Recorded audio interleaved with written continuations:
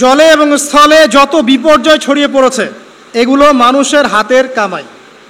তার মানে যত ফাসাদ ছড়াবে সব কিছুই আল্লাহর পক্ষ থেকে নয়, এখানে মানুষেরও হাতের কামাই থাকবে। এখন আপনি দেখেন, পরিবেশ দূষণ করছে কারা?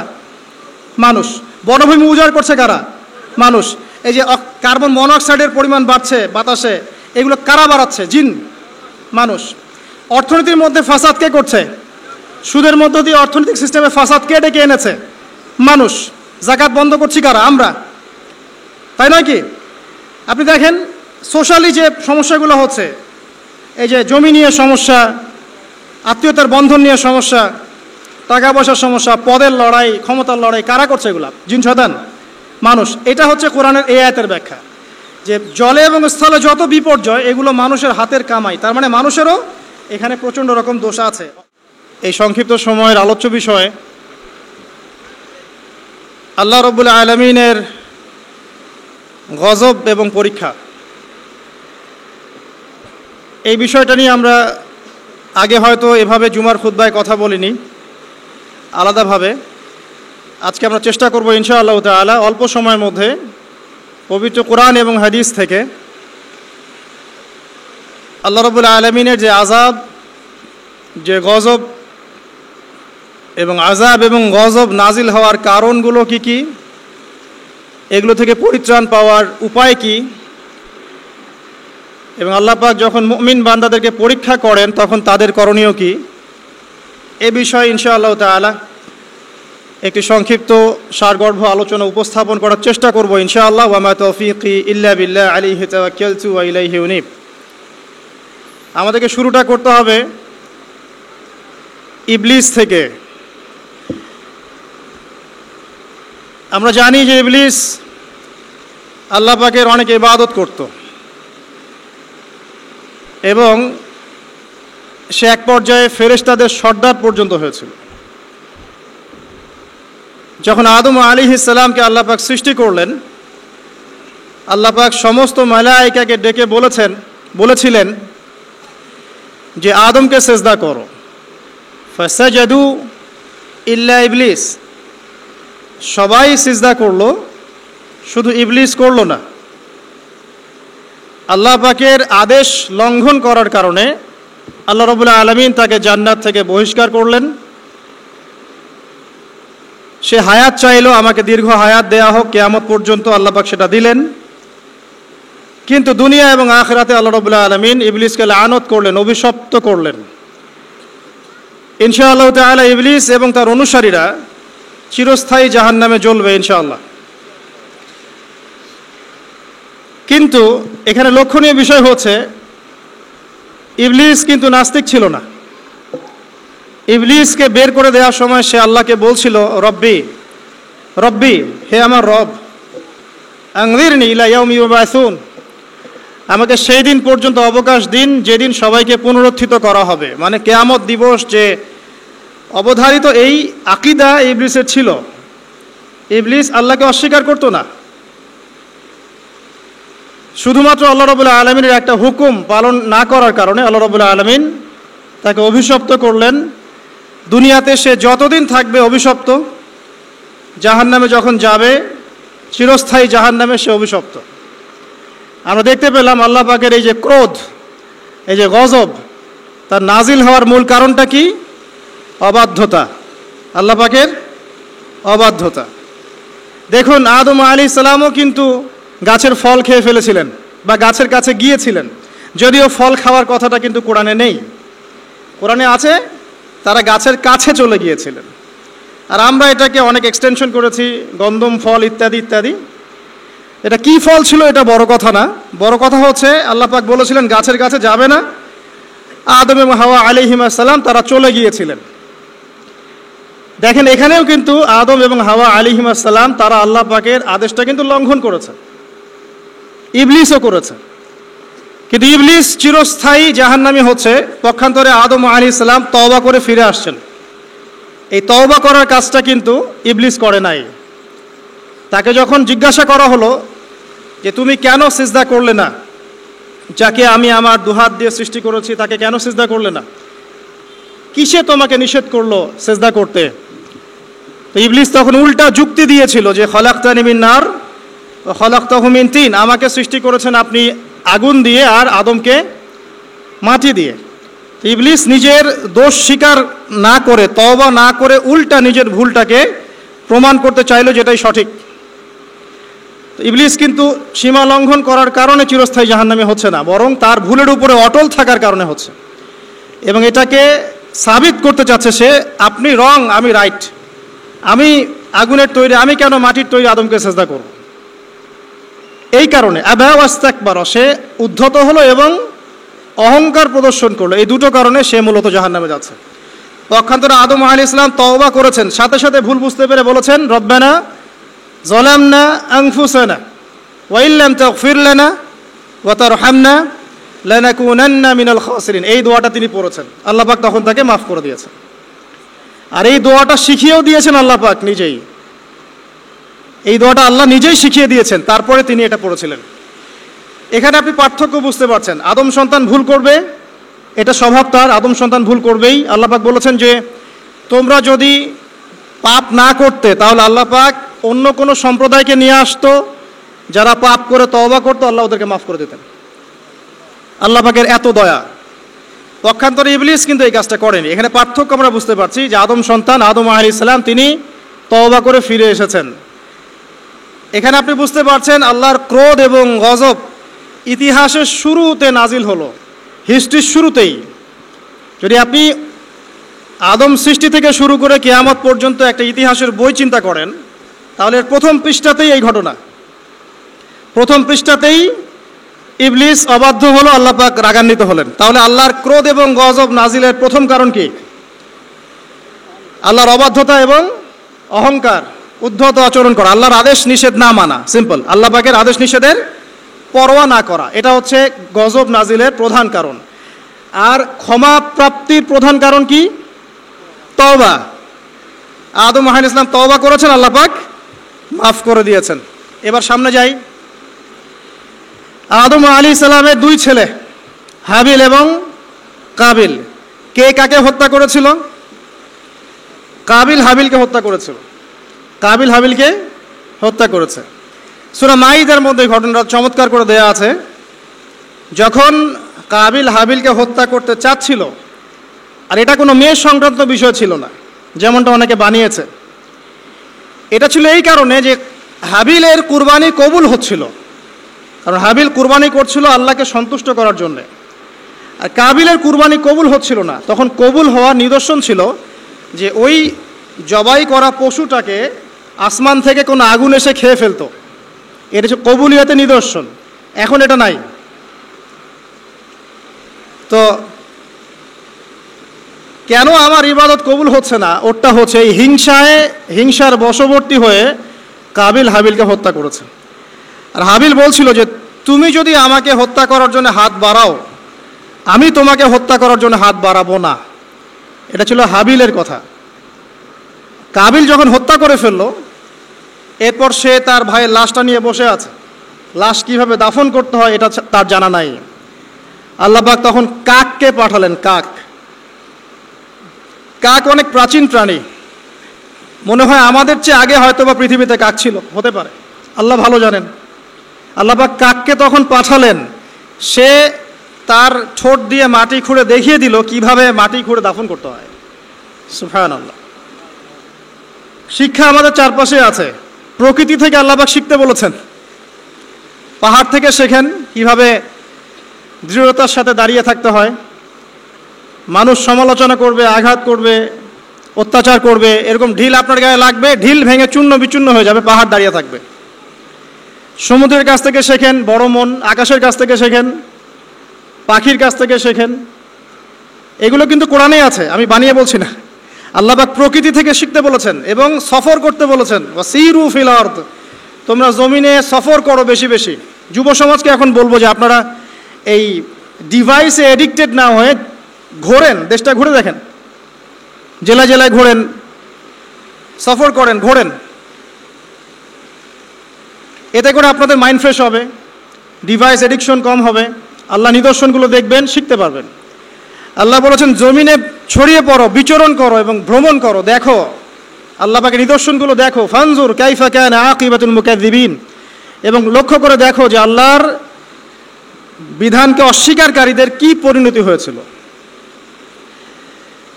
তো এখানে দেখেন দ্বিতীয় অ্যাক্সিডেন্টটা হচ্ছে কি, খুন,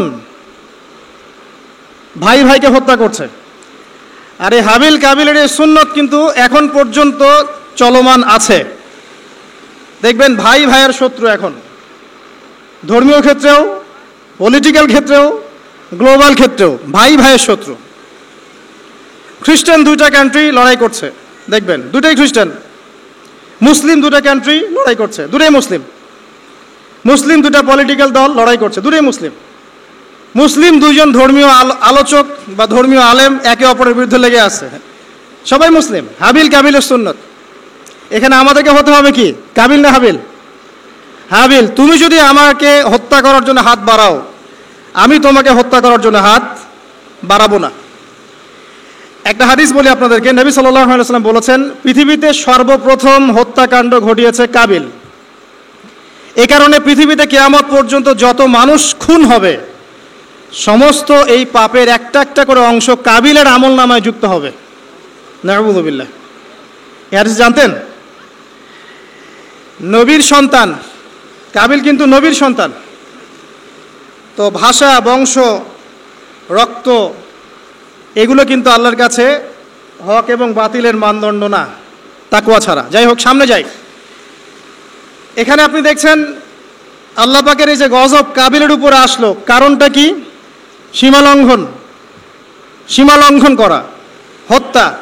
তাহলে বুঝলেন যে হত্যাকাণ্ড বাড়লে আল্লাহ পাকের গজব আসবে, যেটা এখন শেষ জামানায় বাড়ছে।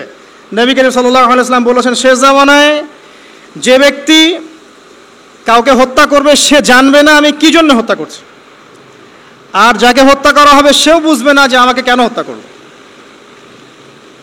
এটা কি বুঝতে পারেন? এখন যাকে হত্যা করা হচ্ছে সে জানবে না আমাকে কেন মারা হচ্ছে, আর যে হত্যা করছে সেও আসলে জানে না আমি কি জন্য তাকে মারছি। আর নবী সাল্লাল্লাহু আলাইহি ওয়াসাল্লাম বলেছেন, কিয়ামতের অন্যতম বড় সাইন হচ্ছে হারাজ বৃদ্ধি পাবে। হারাজ। সাহাবীরা জিজ্ঞাসা করলেন, হারাজ কি ইয়া রাসূলুল্লাহ? তিনি বলেন, প্রচুর হত্যাকাণ্ড, প্রচুর হত্যাকাণ্ড। যাই হোক, সামনে চলেন। এরপরে নূহ আলাইহিস সালাম, নাম শুনেছেন? 950 বছর তার কওমকে দাওয়াত দিয়েছেন। কত বছর? তার কওমকে এক আল্লাহর ইবাদতে দাওয়াত দিয়েছিল। তার কওমের প্রধান সমস্যা ছিল শিরক। তারা কিছু মূর্তির পূজা করত। তার নামগুলো আল্লাহ পাক সূরা নূহে বলেছেন, সূরা নূহের শেষের পৃষ্ঠার মধ্যে আছে। নূহ আলাইহিস সালামের কওমকে যখন দাওয়াত দেওয়া হচ্ছে, তারা বলতো যে লা তাযারুন্না আলিহাতাকুম ওয়ালা তাযারুন্না ওয়াদ্দা ওয়ালা সুআ ওয়ালা ইয়াগুসা ওয়া ইয়াউক ওয়া নাসরা। তোমরা তোমাদের উপাস্যদেরকে ছেড়ে দিও না। তোমরা আদ, ইয়াগুস, ইয়াউক, নাসর এই উপাসকদেরকে ছেড়ে দিও না, এই মূর্তিদেরকে ছেড়ে দিও না। মানে তারা স্ট্যাচু ওয়ার্শিপ করতো আর কি, নূহ আলাইহিস সালামের কওম। এছাড়া আরও কিছু পাপ ছিল, কিন্তু মূল পাপ ছিল তাদের শিরক, আল্লাহর সাথে শিরক করা। আল্লাহ পাক এই কওমটাকে ধ্বংস করেছেন মহাপ্লাবন দিয়ে। এমন প্লাবন যা ইতিহাসে কখনো হয়নি, এমন বন্যা যা ইতিহাসে কখনো হয়নি। প্রায় পুরো পৃথিবীর প্রায় বেশিরভাগ অংশ ওই বন্যায় ডুবে গিয়েছিল। এবং এই পানির উচ্চতা সম্পর্কে কোরআনে এসেছে, সূরা হুদের মধ্যে আছে যে পাহাড়ের চূড়া পর্যন্ত পানি ছিল, পাহাড়ের চূড়া পর্যন্ত পানি ছিল। এবং একটা পাহাড়ের উপরে নূহ আলাইহিস সালামের ছেলে বসে গিয়েছিল। বাবা ডাকছে, আসো আমার সাথে, আল্লাহর গজব থেকে আজকে কেউ বাঁচাতে পারবে না। সে বলছে যে আমি পাহাড়ে উঠে যাব ইনশাআল্লাহ, পাহাড়ে উঠে যাব আমি বেঁচে যাব। ইনশাআল্লাহ বলেনি, সরি, পাহাড়ে উঠে যাব আমি বেঁচে যাব। তখন নূহ আলাইহিস সালাম বললেন যে আজকে আল্লাহর গজব থেকে কেউ বাঁচাতে পারবে না। এরপর একটা বড় ঢেউ আসলো, এসে বাবা এবং ছেলের মাঝখানে পার্থক্য করে দিল। নূহ আলাইহিস সালাম বলেছিলেন, আল্লাহ, সে আমার আহল, আমার পরিবারের একজন, তাকে মাফ করে দাও। আল্লাহ পাক বলেছেন, লাইসা মিন আহলিক, সে তোমার পরিবারের কেউ না। এখানেও দেখেন নবীর সন্তান ঈমান না আনার কারণে কুফরির হালতে মৃত্যুবরণ করলো এবং আল্লাহ পাকের মহাপ্লাবনে গজবে ধ্বংস হলো। এখানে একটা গজব পেলেন, বিশাল বন্যা, জলোচ্ছ্বাস। তাহলে এর কারণ কি? নূহ আলাইহিস সালামের পুরো কওম মাত্র 40টা বা 80টা পরিবার বাদ দিয়ে বাকি সবাই ডুবে গেছে। আমরা যারা এখন পৃথিবীতে বেঁচে আছি, হোক সে হিন্দু বা মুসলিম বা খ্রিস্টান বা বৌদ্ধ, আমরা সবাই ওই 80টা পরিবারেরই সদস্য। আমাদের বাপদাদারা ওইখানে গিয়ে মিলবে, কারণ তার আগে কোনো মানুষ এখন পৃথিবীতে বেঁচে নাই। আমরা যারা বেঁচে আছি কোনো না কোনোভাবে আমরা ভাই, জানেন, কোনো না কোনোভাবে আমরা আত্মীয়, আমরা সবাই আত্মীয়। তো ওই 80টা পরিবারই এখন পৃথিবীতে বেঁচে আছে, এখানকার বংশধররাই। এখানে আমার প্রশ্ন, যে বলেন নূহ আলাইহিস সালামের কওমকে কোন পাপের কারণে ধ্বংস করে দেওয়া হয়েছে? আমরা বলবো যে, বাংলাদেশের জনগণকে আমরা বলবো যে শিরক ছেড়ে দেন, কবর পূজা ছেড়ে দেন, মাজার পূজা ছেড়ে দেন, শিরকের যত ক্যাটাগরিজ আছে এগুলো থেকে তওবা করে ফিরে আসেন, অন্যথায় আল্লাহ পাকের গজব কেউ ঠেকাতে পারবে না। শিরক থেকে বেঁচে না থাকলে আল্লাহর গজব ঠেকানোর কেউ নাই। আল্লাহ পাক শিরকের পাপটা মাফ করেন না, অন্য যে কোনো পাপ আল্লাহ পাক যাকে ইচ্ছা মাফ করতে পারেন, তবে তওবা করে মারা গেলে আল্লাহ মাফ করতে পারেন। তওবা না করে মারা গেলে ক্ষমা না পাওয়ার সুযোগই বেশি। তো যেখানে যেখানে দেখবেন এখনও এই শতাব্দীতেও, এই সালগুলোতেও বন্যা, দুর্যোগ, ভূমিকম্প, জলোচ্ছ্বাস ইত্যাদি হচ্ছে, দেখবেন ওই কওমগুলো কোনো না কোনোভাবে শিরকের পাপের সাথে সংযুক্ত আছে, কোনো না কোনোভাবে তারা শিরকের পাপের সাথে সংযুক্ত আছে। হয় তারা ধর্মের ক্ষেত্রে শিরক করছে, না হয় ইকোনমিক সেক্টরে শিরক করছে, না হয় অন্য কোনো বড় সেক্টরে শিরক করছে, নয়তো তারা আল্লাহ পাকের সমস্ত বিধান বাদ দিয়ে মানুষের মানবরচিত বিধানগুলোকে প্রাধান্য দিয়েই কাজ করছে। কোনো না কোনো জায়গায় শিরক আছে। আল্লাহ পাক এই কারণেই গজব পাঠাচ্ছেন। সামনে যাই চলুন। এরপরে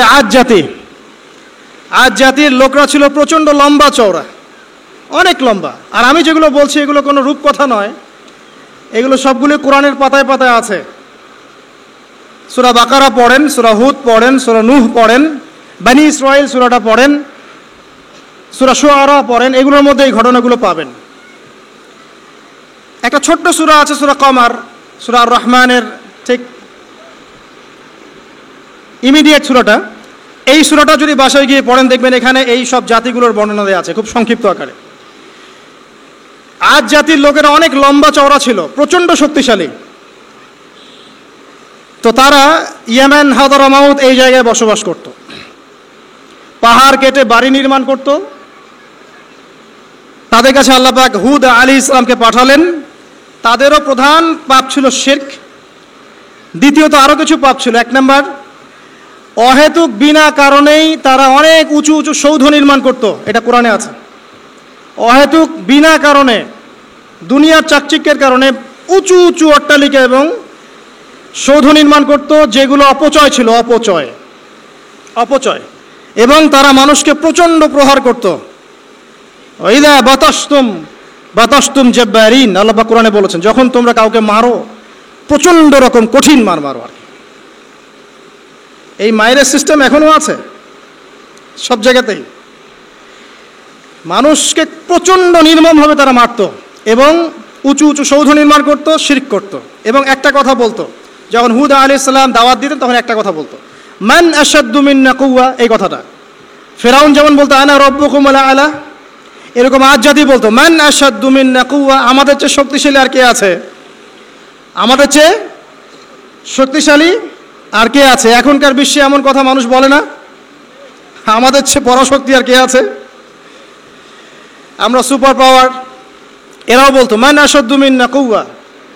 আল্লাহ পাক বলছে আওয়ালাম ইয়ালামু আন্নাল্লাহা হুয়া খালাকাকুম হুয়া আশাদ্দু মিনহুম কুওয়া। তারা কি জানে না যে আল্লাহ তাদেরকে সৃষ্টি করেছে, সেই আল্লাহ ওদের চেয়ে শক্তিশালী। আল্লাহ পাক এই কওমটাকে ধ্বংস করলেন কিভাবে? 7 দিন কন্টিনিউয়াসলি, 7 দিন প্রচণ্ড টর্নেডো, এই যে আমরা যেটা বলি ঝড়, ঘূর্ণিঝড়, টর্নেডো, এরকম বজ্রপাত এবং প্রচণ্ড টর্নেডো, ঘূর্ণিঝড়, এগুলো দিয়ে 7 দিনের মধ্যে এই কওমের প্রত্যেকটা মানুষকে আল্লাহ পাক এমনভাবে ধ্বংস করলেন, খেজুর গাছের ডাল যেমন পড়ে থাকে মাটিতে, এইভাবে তারা মাটিতে পড়েছিল। এখানে বলেন আল্লাহ পাকের আযাব আর গজব নাজিলের মূল কারণটা কি ছিল তাহলে? শিরক, অপচয়, অহংকার, আর মানুষকে মারা। মানুষকে মারা আল্লাহ পাক সহ্য করেন না, জানেন? মানুষের চেহারায় মারতে নাই। দেখবেন আমাদের কারোর সাথে গন্ডগোল হলে আগে চেহারায় ঘুষি, তাই না? এই চেহারায় মারা নিষেধ। এবং একটা হাদিসের মধ্যে আছে যে চেহারাটা আল্লাহ পাকের, এটা তো আসলে মারেফত, আমরা এটাকে এভাবে ব্যাখ্যা করতে পারবো না, কিন্তু চেহারা আল্লাহ পাক তার নিজস্ব মানে হাত দিয়ে, আল্লাহ পাকের নিজস্ব কুদরতি হাত দিয়ে আল্লাহ পাক সৃষ্টি করেছেন মানুষকে। মানুষের চেহারায় মারতে আল্লাহ পাক নিষেধ করেছেন। আর মানুষকে অন্যায় কারণে মারা হলে আল্লাহ পাক নারাজ হন, খুবই অসন্তুষ্ট হন। কোনো ব্যক্তি যদি কোনো মানুষের জীবন বাঁচায়, সে যেন পুরো মানব জাতির জীবন বাঁচালো, সূরা মাইদার মধ্যে আছে। আবার কোনো ব্যক্তি যদি অন্যায় কারণে একটা মানুষকে হত্যা করে ফেলে, সে যেন পুরো মানব জাতিকে হত্যা করলো।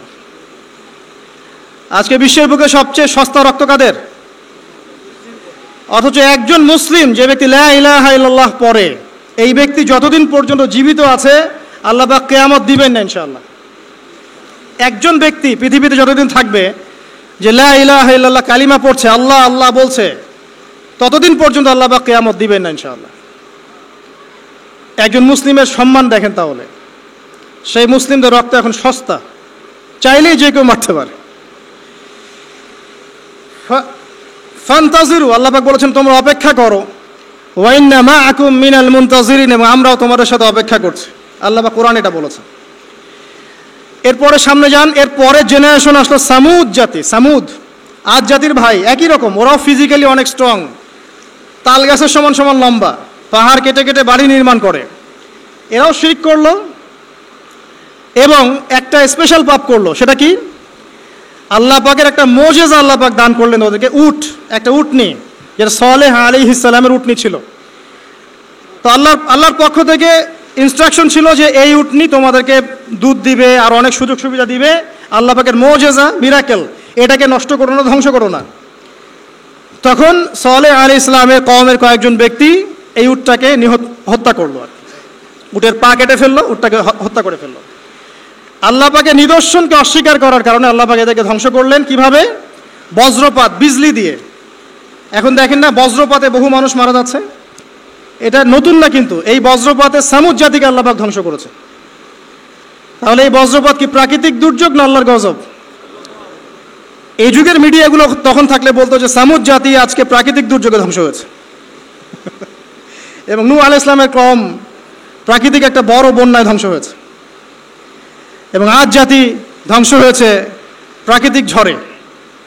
তারা কখনোই বলতো না আল্লাহর পক্ষ থেকে ঝড় এসেছে, আল্লাহর পক্ষ থেকে বজ্রপাত এসেছে, আল্লাহর পক্ষ থেকে প্লাবন এসেছে। বিকজ সব কিছু হয় প্রকৃতি থেকে, এখানে আল্লাহ বলতে কিছু নাই। তো প্রকৃতিকে, তার সংজ্ঞা কি, প্রকৃতি কে নিয়ন্ত্রণ করে, এর কত প্রকার কি কি, এগুলোও শিখান আমাদেরকে। বলে প্রকৃতি কত প্রকার, প্রকৃতি কি কি, কে একে নিয়ন্ত্রণ করে, সূক্ষ্মভাবে শিরকি আকীদা ঢুকিয়ে দেওয়া হয়েছে, সূক্ষ্মভাবে। যাই হোক, সামুদ জাতি ধ্বংস হলো কিভাবে? এভাবে, বজ্রপাতে। আর ইদানিং বজ্রপাত বাড়ছে। এখান থেকে আপনারা বেঁচে থাকতে হলে শিরক থেকে বেঁচে থাকেন। এরপরে চলেন সামনে যাই, আরেকটা জাতি, শুআইব আলাইহিস সালামের কওম, তার নাম কওমে মাদিয়ান। কি নাম? মাদিয়ান। আমি কিন্তু গল্প বলছি আপনাদেরকে, শুনতে কি খারাপ লাগছে? কোরআন থেকে বলছি শর্ট করে। মাদিয়ান, তো মাদিয়ান কওম, তাদের পাপ ছিল তারা নবীদের সাথে তর্ক করত। যখন শুআইব আলাইহিস সালাম সুন্দর করে নসিহত করতেন, এবং শুআইব আলাইহিস সালাম খুব সুন্দর করে কথা বলতে পারতেন, তাকে আল্লাহ পাক বাচন ভঙ্গি দিয়েছিলেন, অত্যন্ত চমৎকার করে কথা বলতে পারতেন, সাজিয়ে গুছিয়ে যুক্তি দিয়ে। তো শুআইব আলাইহিস সালামের সাথে তারা খুব তর্ক করতো, 1 নাম্বার। 2 নাম্বার, শিরক করতো তারা। এবং আর 2টা বড় পাপ ছিল। 1, তারা মাপে কম দিত। কি করতো? এই পাপটাকে চেনা যায় বাংলার মানুষ, মাপে কম দেওয়ার পাপ। আচ্ছা, এই পাপে আমাদের চেয়ে এক্সপার্ট কেউ নাই মনে হয় পৃথিবীতে। আমরাই পৃথিবীর সবচেয়ে এক্সপার্ট যারা মাপে কম দিতে পারি। মাপে কম দেওয়া নিয়ে কিছু হাদিস আমি নিয়ে এসেছি, আপনাদেরকে শোনাবো ইনশাল্লাহ পরে। তো মাপে কম দিত, এবং একটা কাজ করত, মানুষের সম্পদ অন্যায়ভাবে আত্মসাৎ করত। এই পাপটা চেনা যায়? দাড়ি টুপিওয়ালা মানুষদের কি এই পাপটা চেনা যায়? মানুষের সম্পদ অন্যায়ভাবে আত্মসাৎ করা। অনেক ক্ষেত্রে আমরাও এখানে জড়িত হয়ে গেছি না? আল্লাহ মাফ করুক। তো মানুষের সম্পদ অন্যায়ভাবে তারা আত্মসাৎ করত। এই আয়াতটা 8 বার কোরআনে আছে যে তারা মানুষের সম্পদ অন্যায়ভাবে আত্মসাৎ করত। আল্লাহ পাক এই কওমটাকে ধ্বংস করলেন কিভাবে? সবাইকে একটা জায়গায় সমবেত করলেন। প্রথমে বৃষ্টি হচ্ছে না, খুব খরা, বৃষ্টি হয় না খরা। এরপরে হঠাৎ আকাশে মেঘ দেখা গেল, সুন্দর মেঘ, মনে হচ্ছে শীতল বাতাস প্রবাহিত হচ্ছে, বৃষ্টি হবে। সবাই একটা মাঠে সমবেত হলো। হওয়ার পরে আল্লাহ পাক এক মুহূর্তের মধ্যে ভূমিকম্প দিয়ে এদেরকে ধ্বংস করে দিলেন। মনে রাখবেন, পৃথিবীতে সর্বপ্রথম যে কওমকে আল্লাহ পাক ভূমিকম্প দিয়ে ধ্বংস করেছেন তার নাম এই শুআয়ব আলাইহিস সালামের কওম, কওমে মাদিয়ান। কি নাম? কওমে মাদিয়ান। অতএব আপনারাও মাপে কম দিতে থাকেন, আর মানুষের সম্পদ অন্যায়ভাবে আত্মসাৎ করতে থাকেন, আর ভূমিকম্পের অপেক্ষা করতে থাকেন। যদি ভূমিকম্প নাজিল হয় আল্লাহর পক্ষ থেকে, তাহলে মনে রাখবেন এর পিছনে 2টা পাপ দায়ী মূলত। 1, পাপে কম দেওয়া, আর 2, মানুষের সম্পদ অন্যায়ভাবে আত্মসাৎ করা। এরপরে সামনে চলেন, মূসা আলাইহিস সালামের কওম ফিরআউন। এই ব্যাপারে অনেক জানেন আপনারা, কারণ কোরআন খুললেই ফিরআউন আর মূসা। ফিরআউনের বড় পাপগুলো কি ছিল? 1 নাম্বার, সে বলেছিল আনা রব্বুকুমুল আ'লা, আমি তোমাদের মহান রব, মানে শিরক। 2, সে ডিভাইড অ্যান্ড রুলে বিশ্বাসী ছিল। বনু ইসরায়েলকে সে দাসে পরিণত করেছিল এবং তাদেরকে বিভিন্ন ছোট ছোট দলে উপদলে বিভক্ত করে শাসন করত। 2, 3 নাম্বার, মানুষ হত্যা করত, পুত্র সন্তানদেরকে হত্যা করত, কন্যা সন্তানদেরকে জীবিত রাখত, উদ্ধত আচরণ করত, সীমা লঙ্ঘন করত। এমনকি ফিরআউন সম্পর্কে আল্লাহ পাক বলেছেন যে সে এই জমিনের বুকে সবচেয়ে বড় সীমা লঙ্ঘনকারী ছিল। আর একটা তার গর্ব ছিল, সেটা হচ্ছে তার সেনাবাহিনী। ফিরআউনের সবচেয়ে বড় গর্বের বিষয় ছিল তার সেনাবাহিনী। সে মনে করতো যে আমার মতো ফোর্স পৃথিবীতে কারো নাই, আমি সুপার পাওয়ার। তো আল্লাহ রাব্বুল আলামিন কি করলেন? পুরো সেনাবাহিনী সহ ফিরআউনকে লোহিত সাগরে মুহূর্তে ডুবিয়ে মেরে দিলেন। এই যে আল্লাহ পাকের গজব চলে আসলো, কারণ কি? শিরক, সীমা লঙ্ঘন করা, মানুষের উপর অত্যাচার করা। আরও সামনে আসেন ঈসা ইবনে মারইয়াম, তার কওমের কি সমস্যা? তার কওমের কিছু মানুষ তাকে হত্যা করার চেষ্টা করেছিল। আমাদের মধ্যে এক শ্রেণীর মুসলিম আছে যারা মুসলিম, নামধারী মুসলিম আছে যারা বিশ্বাস করে ঈসা ইবনে মারইয়াম মারা গেছেন, আল্লাহ পাক তাকে উঠিয়ে নেননি। এটা কি জানেন? আমাদের মধ্যে নামধারী এক শ্রেণীর মুসলিম আছে যারা বিশ্বাস করে যে ঈসা ইবনে মারইয়ামকে আল্লাহ পাক মৃত্যু দিয়ে দিয়েছেন, তিনি জীবিত নন, তিনি ফিরে আসবেন না। অথচ আল্লাহ পাক বলেছেন ওয়া মা কাতালুহু ওয়া মা সালাবুহু, ঈসা ইবনে মারইয়ামকে তারা হত্যাও করে নাই, তাকে ক্রুশবিদ্ধও করতে পারে নাই। বাল রাফাআল্লাহু ইলাইহি, বরং আল্লাহ পাক তাকে তার কাছে উঠিয়ে নিয়েছেন। এবং শেষ জামানায় তিনি না আসা পর্যন্ত কিয়ামত হচ্ছে না। তো এবার আসেন, এই উম্মতকে আল্লাহ পাক কি গজব দিলেন? এই গজবটা আপনি পাবেন সূরা মাইদার মধ্যে। আল্লাহ পাক এই উম্মতের মধ্যে এমন একটা গজব দিয়েছেন যে এই উম্মতের, ঈসা ইবনে মারইয়ামের উম্মত যারা, তাদের মধ্যে আল্লাহ পাক শত্রুতার বীজ বপন করে দিয়েছেন। এরা এক দল আরেক দলের সাথে কিয়ামত পর্যন্ত লড়াই করতে থাকবে। এই কথাটা জানতেন? কিয়ামত পর্যন্ত ঈসা ইবনে মারইয়ামের কওম, এরা একে অপরের বিরুদ্ধে লড়াই করতেই থাকবে। প্রথম বিশ্বযুদ্ধের ইতিহাস দেখেন, ওরাই লড়াই করছে। সেকেন্ড ওয়ার্ল্ড ওয়ার ইতিহাস দেখেন, ওরাই লড়াই করছে। এখনকার দেখেন, ওরাই লড়াই করছে। ওরা কিয়ামত পর্যন্ত একে অপরের সাথে লড়াই করতে থাকবে। আল্লাহ পাক তাদের একে অপরের বিরুদ্ধে এই যে লড়াই, শত্রুতার বীজটা আল্লাহ পাক বপন করে দিয়েছেন। সূরা মাইদা পড়লে আপনি দেখবেন আল্লাহ পাক বলছেন যে যখন তারা যুদ্ধের আগুন নিভিয়ে ফেলতে চাইবে, আমি সেটা আবার জ্বালিয়ে দিব। আল্লাহ পাকের আযাব এটা। তাহলে এই আযাবও আল্লাহর পক্ষ থেকে এসেছে। তো এভাবে আপনি যদি হিস্ট্রি ঘাটেন, দেখবেন প্রত্যেক যুগে যুগে আল্লাহ রাব্বুল আলামিন নির্দিষ্ট কিছু পাপের জন্য আল্লাহর পক্ষ থেকে শাস্তি, আযাব এবং গজব পাঠিয়েছেন। একটা কওমকে ধ্বংস করেছেন, আবার একটা কওমকে নিয়ে এসেছেন, তাকে সুযোগ দিয়েছেন, সে যখন আবার সীমা লঙ্ঘন করেছে তাকে ধ্বংস করেছেন, আবার নতুন কওম নিয়ে এসেছেন।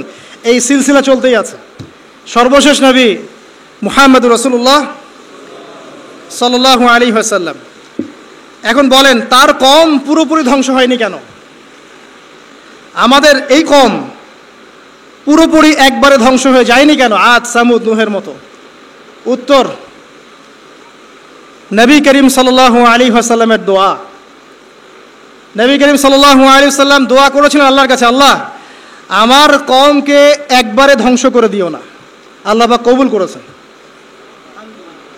একটা দোয়া আছে সুপারিশ, শাফাআত, যে এই উম্মতের কোনো ব্যক্তি যদি শিরকের পাপ না থাকে সে ইনশাআল্লাহ তাআলা পরকালে নবী সাল্লাল্লাহু আলাইহি ওয়াসাল্লামের সুপারিশ পাবে এবং এই সুপারিশে সে জাহান্নাম থেকে বের হয়েও জান্নাতে চলে যাবে ইনশাআল্লাহ।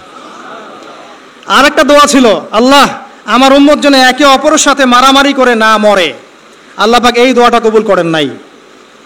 এই জন্য এই উম্মতের মধ্যে আপোষ ইখতিলাফ, মারামারি হানাহানিটা থাকবে, ঠিক আছে?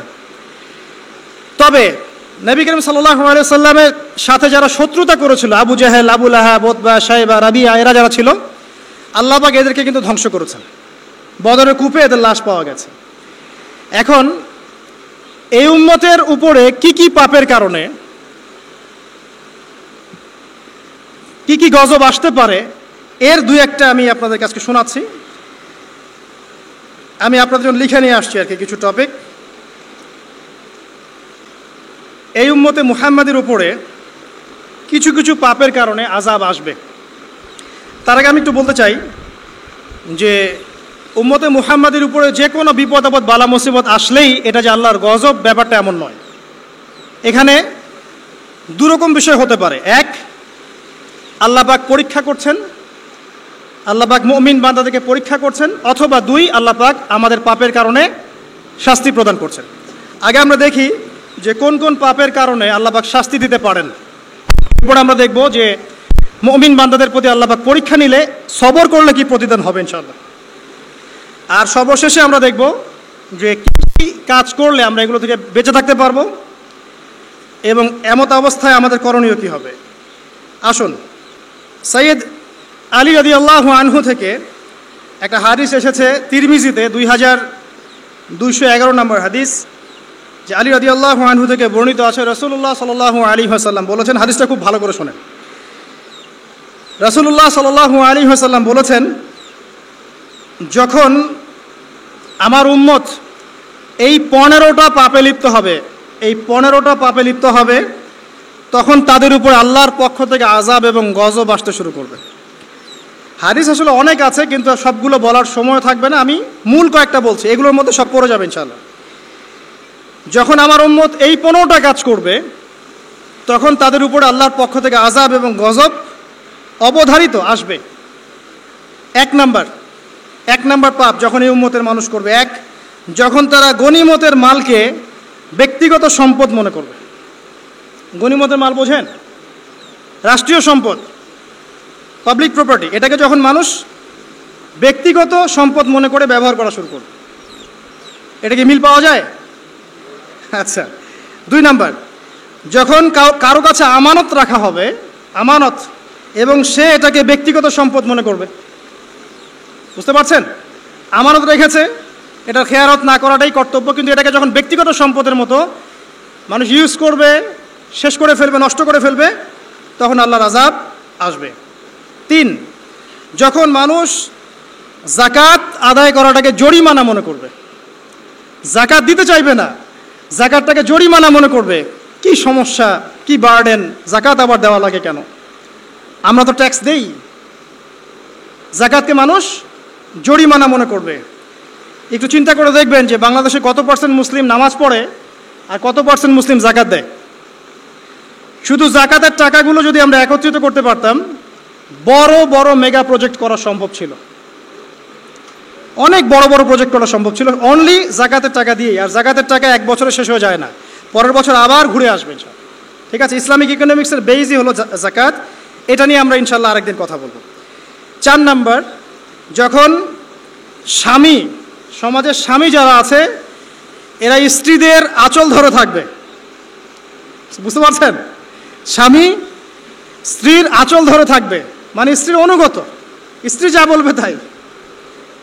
আচ্ছা, গায়রত নাই, মানে স্বামী পুরুষত্বের গায়রত নাই। 5 নাম্বার, যখন সন্তান মায়ের অবাধ্য হয়ে স্ত্রীর খেদমত করা শুরু করবে, যখন সন্তান মাকে দেখবে না, স্ত্রীকে দেখবে। পাচ্ছেন মিল সমাজে? আচ্ছা, 6 নম্বর, যখন বাবার পরিবর্তে বাবার পরিবর্তে মানুষ বন্ধুদেরকে সম্মান করা শুরু করবে। বাবাকে সম্মান করবে না, ফ্রেন্ড সার্কেলকে সম্মান করবে। সুবহানাল্লাহ। এরপরে আসেন 7, যখন, আমার কথা রাগ করেন না, এটা হাদিসে আছে, যখন সমাজের নিকৃষ্ট মানুষদেরকে নেতৃত্ব দেওয়া হবে। এটা হাদিসে আছে। সমাজের নিকৃষ্ট মানুষকে যখন নেতৃত্বের আসনে বসাবে মানুষ, তখন সমাজে আল্লাহর গজব আসবে। হাদিস তিরমিজি 2211 নম্বর। এরপরে 8, নবী সাল্লাল্লাহু আলাইহি ওয়াসাল্লাম বলছেন, যখন কোনো ব্যক্তিকে সম্মান করা হবে তার টর্চার থেকে বাঁচার জন্য। যখন কোনো মানুষের সম্মান করা হবে তার শাস্তি থেকে বাঁচার জন্য। মানে মানুষ মন থেকে সম্মান আসছে না, ভয়ে আপনি সম্মান পাচ্ছেন। এই অবস্থা যখন আসবে তখন আল্লাহর আযাব আসবে। তারপরে 9, যখন মসজিদের মধ্যে, দেখবেন অনেক মসজিদ আছে বাংলাদেশে, মসজিদের মধ্যে হট্টগোল বেড়ে যাবে। মসজিদের মধ্যে হট্টগোল বেড়ে যাবে, আর মসজিদগুলো হবে চাকচিক্যময়, হেদায়েত উঠে যাবে। মসজিদ হবে চকচকা, তাজমহলের মতো এক একটা, কিন্তু হেদায়েত উঠে যাবে, মসজিদে হট্টগোল বেড়ে যাবে। 11, যখন পুরুষেরা রেশমি কাপড় পরবে, পুরুষেরা সিল্কের রেশমি কাপড় পরবে। পুরুষের জন্য স্বর্ণ আর রেশমি কাপড় পরা হারাম। তো এখন পুরুষের অনেকে স্বর্ণ পরে, রেশমি কাপড়ও পরে, এটা মহিলাদের জন্য জায়েজ। এরপরে 12, যখন প্রকাশ্যে মদ্যপান করা হবে। আর মদ্যপানের মধ্যে ভাই সিগারেটও পড়ে, আপনার গাঁজা, ইয়াবা সবই পড়ে। যারা প্রশাসনে আছে, আমাদের এখানে অনেক ভাই প্রশাসনে আছে, তারা জানে যে মাদকদ্রব্য নিয়ন্ত্রণ করতে তাদেরকে কত হ্যাসেল পোহাতে হয়। আর এমন এমন কেস আসে যে মানুষ আপনি কল্পনা করতে পারবেন না। যে আমি একবার বলেছিলাম যে এমন একটা যুগে আমরা বাস করছি যে এমন পাপ মানুষ করছে এখন, যা না কোনো চোখ দেখেছে, না কোনো কান শুনেছে, না কোনো মন কল্পনা করেছে। এমন পাপ করছে মানুষ। যখন প্রকাশ্যে মদ্যপান করা হবে। এবং লাস্টের 2টা হচ্ছে 13, যখন বাদ্যযন্ত্রের সংখ্যা বেড়ে যাবে, বাদ্যযন্ত্রের চর্চা বেড়ে যাবে। এবং সর্বশেষ, যখন গায়িকাদেরকে সম্মান করা হবে এবং উম্মতের শেষের দিকের লোকেরা, মানে আমরা, উম্মতের প্রথম দিকের লোকদেরকে গালিগালাজ করবে। বুঝতে পারলেন? যখন মাদকদ্রব্য প্রকাশ্যে পান করা হবে, যখন আপনার রেশমি কাপড় পুরুষেরা পরবে, যখন বাদ্যযন্ত্র তৈরি করা হবে, চর্চা করা হবে এবং গায়িকাদেরকে সম্মান করা হবে, এবং যখন এই উম্মতের শেষের মানুষেরা উম্মতের প্রথম দিকের মানুষদেরকে গালিগালাজ করবে। সাহাবীরা কি জানতো, আয়েশা রাদিয়াল্লাহু আনহার চরিত্র অমুক ছিল, এই ছিল, সেই ছিল, ইত্যাদি। নাউযুবিল্লাহ। এই কথাগুলো এখন আসে না। এই হাদিসে যে 15টা পয়েন্ট আছে, আমি বেশি হাদিস আনি নাই, আমি নিজে পড়েছি সবগুলোই, কিন্তু আনিনি বেশি হাদিস, এতগুলো বলার সময় নাই। এই একটা হাদিস কি যথেষ্ট না?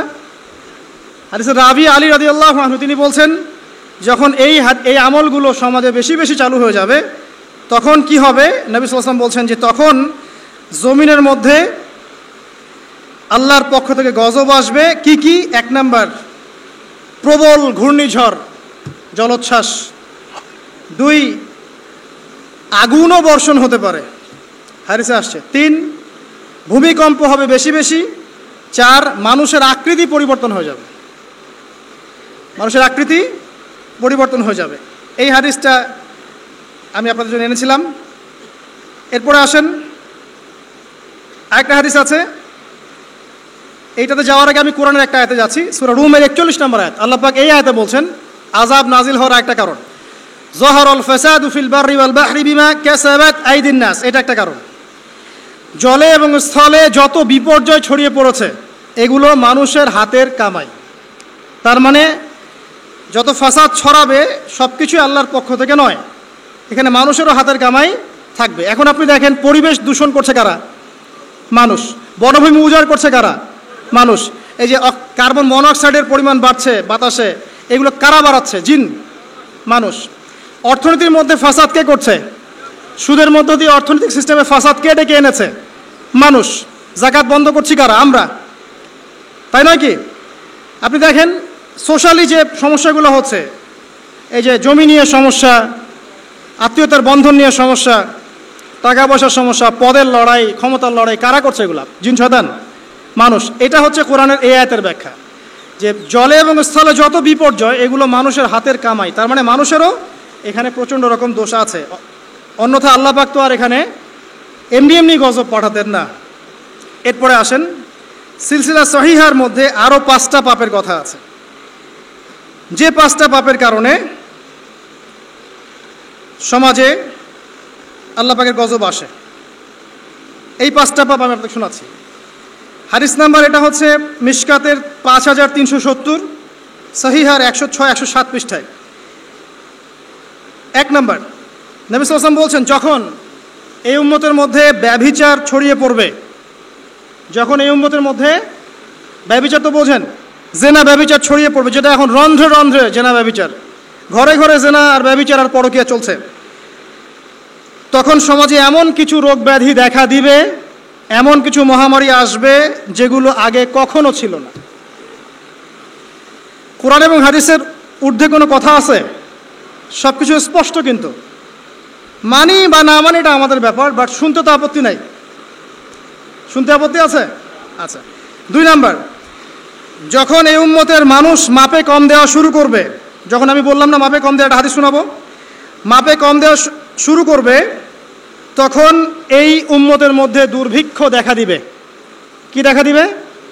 দুর্ভিক্ষ দেখা দিবে, এবং তাদের উপরে অত্যাচারী বাদশার শাসন চাপিয়ে দেওয়া হবে। তাহলে আমরা বেশি করে মাপে কম দিব নাকি? ইনসাফের সাথে ব্যবসা করেন, আল্লাহ পাক তৌফিক দান করুন। 3 নাম্বার, যখন এই উম্মতের মানুষ যাকাত দেওয়া বন্ধ করে দিবে, যখন এই উম্মতের মানুষ যাকাত দেওয়া বন্ধ করে দিবে, তখন আসমান থেকে আল্লাহ বৃষ্টি বন্ধ করে দিবেন। হাদিসের শেষ অংশে আছে, যদি জমিনের মধ্যে পশু পাখি এরা না থাকতো, তাহলে আল্লাহ পাক আদৌ কখনো বৃষ্টি দিতেন না। তাহলে আমরা কি যাকাত দেওয়া বন্ধ করে দিব? চালু করবো ইনশাআল্লাহ। 4 নাম্বার, যখন এই উম্মতের মানুষ আল্লাহ এবং তার রাসূলের সাথে বিশ্বাসঘাতকতা করবে, এটা আপনারা বোঝেন, আল্লাহ এবং তার রাসূলের সাথে বিশ্বাসঘাতকতা করবে, তখন আল্লাহ পাক তাদের উপরে অমুসলিমদের আধিপত্য চাপিয়ে দিবেন। নেন, যখন আল্লাহ এবং তার রাসূলের সাথে বিশ্বাসঘাতকতা করবে এই উম্মতের মানুষ, তখন অমুসলিমদের ভয় এবং শাসন এবং তাদের যে আগ্রাসন, এটা আল্লাহ পাক মুসলিমদের উপরে চাপিয়ে দিবেন, এটা আল্লাহ চাপিয়ে দিবেন। আর সর্বশেষ, যখন এই উম্মতের মানুষের আল্লাহর কিতাবকে রেসপেক্ট করবে না, সম্মান করবে না এবং এর বিধানগুলোর কোনো পরোয়া করবে না, আল্লাহ পাক তখন মুসলিমদের মাঝে আপোষে মারামারি ক্রন্দন লাগিয়ে দিবেন। নেন, আর হাদিসের দরকার আছে? নাই। আরেকটা হাদিস শোনাই, শেষ, এটা লাস্ট। এই হাদিসের রাবি হচ্ছেন হুযায়ফা রাদিয়াল্লাহু আনহু। এটাও তিরমিজিতে আছে, 2169 নম্বর হাদিস।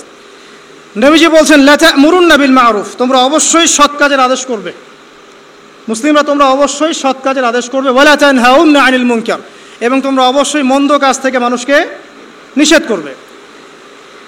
আও লা ইউশিকান্না আল্লাহু আন ইয়াবআসা আলাইকুম ইকাবাম মিনহু, অথবা আমি তোমাদের প্রতি ভয় করছি আল্লাহ পাক তার পক্ষ থেকে তোমাদের উপর আযাব চাপিয়ে দিবেন।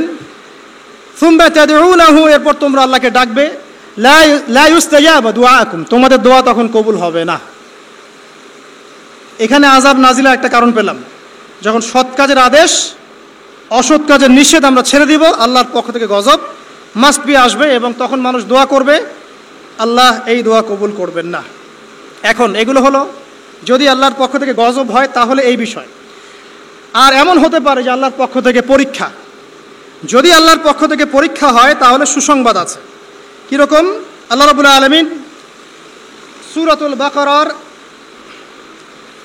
155 নম্বর আয়াতে বলছেন, লানাবলুওয়ান্নাকুম বিশাইইন মিনাল খাউফি ওয়াল জু'i, অবশ্যই অবশ্যই আমি আল্লাহ তোমাদেরকে পরীক্ষা করব।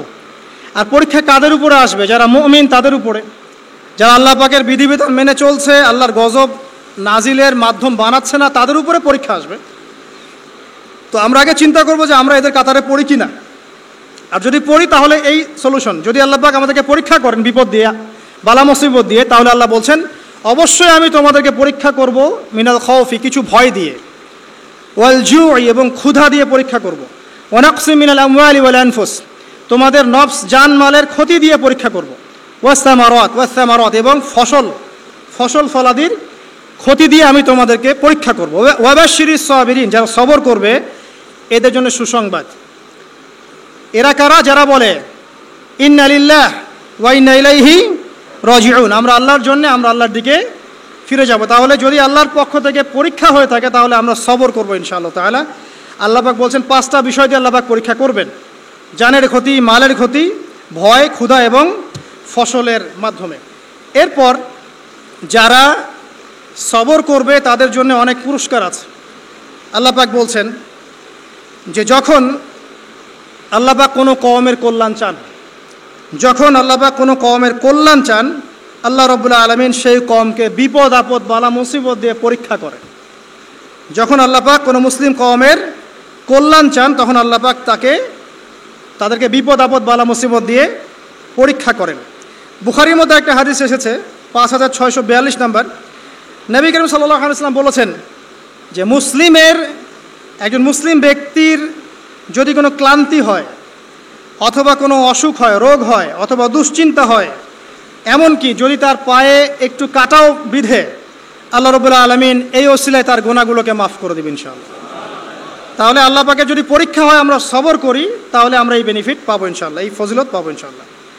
আরও আছে, রাসূলুল্লাহ সাল্লাল্লাহু আলাইহি ওয়াসাল্লাম বলেছেন আল্লাহ যখন কোনো কওমের বা কোনো বান্দার কল্যাণ চান তখন তাড়াতাড়ি তাদেরকে দুনিয়াতে পাপের শাস্তি প্রদান করেন, তাড়াতাড়ি তাদেরকে দুনিয়াতেই পাপের শাস্তি প্রদান করেন। আর যখন আল্লাহ পাক কোনো কওমের অমঙ্গল চান তখন তাদেরকে অবকাশ দিতে থাকেন। এরপর কিয়ামতের দিন আল্লাহ পাক তাদেরকে পূর্ণ মাত্রায় ধরবেন।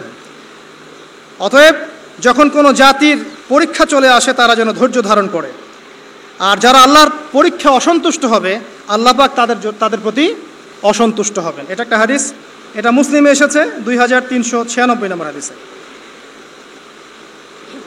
একটা বলে শেষ করছি যে রাসূলুল্লাহ সাল্লাল্লাহু আলাইহি ওয়াসাল্লাম বলেছেন মুমিন পুরুষ এবং নারীর জন্য, মুমিন পুরুষ এবং নারীদেরকে তাদের জান, মাল, সন্তান সন্ততি, ধন সম্পদ এগুলো দিয়ে ক্রমাগত পরীক্ষা করা হতে থাকে। এমনকি সে যখন ইন্তেকাল করে তখন নিষ্পাপ হয়ে আল্লাহর সাথে সাক্ষাৎ করে। তো এই পরীক্ষাগুলোর মধ্য দিয়ে আল্লাহ পাক এই গুনাহগুলোকে মাফ করে দেন। তো আমরা আশা করি যে আল্লাহ রাব্বুল আলামিন আমাদের উপরে গজব পাঠাবেন না যদি আমরা আল্লাহ পাকের সাথে শিরিক না করি, আমরা যদি অত্যাচার না করি, জুলুম না করি, ফাসাদ না ছড়াই, মাপে কম না দেই, আমরা যদি আমানতের খেয়ানত না করি, আমরা যদি আল্লাহ এবং তার রাসূলের বিধিবিধানগুলো মেনে চলে, ইনশাআল্লাহ তাআলা আল্লাহ পাক আমাদের উপরে গজব পাঠাবেন না। তখন আমরা পরীক্ষায় পড়তে পারি, আর পরীক্ষায় পড়লে আমরা সবর করব। 2 নম্বর কাজ হলো তওবা করব। তওবা করার ফলে বিপদ আপদ কেটে যাবে ইনশাআল্লাহ তাআলা। আমরা বলবো সবাই আস্তাগফিরুল্লাহাল্লাযী লা ইলাহা ইল্লা হুয়াল হাইয়ুল কাইয়্যুম ওয়া আতুবু ইলাইহি লা হাওলা ওয়ালা কুওয়াতা ইল্লা বিল্লাহিল আলিয়্যিল আযীম। আল্লাহ পাক সূরা জুমারের মধ্যে এটাও বলেছেন 53 নম্বর আয়াতে, ইয়া ইবাদিয়াল্লাযীনা আসরাফু আলা আনফুসিহিম, হে আমার বান্দারা যারা নিজেদের উপর জুলুম করেছো, লা তাকনাতু মির রাহমাতিল্লাহ, তোমরা আল্লাহর রহমত থেকে নিরাশ হয়ো না। ইন্নাল্লাহা ইয়াগফিরু যুনুবা জামিআ, আল্লাহ পাক সমস্ত গুনাহ মাফ করতে পারেন। অতএব তওবা করাটা সবচেয়ে ভালো অপশন। আগে আমরা সবর করব, বিপদ থেকে শিক্ষা নিব, তওবা করব এবং দুর্দশাগ্রস্ত মানুষের পাশে দাঁড়াবো।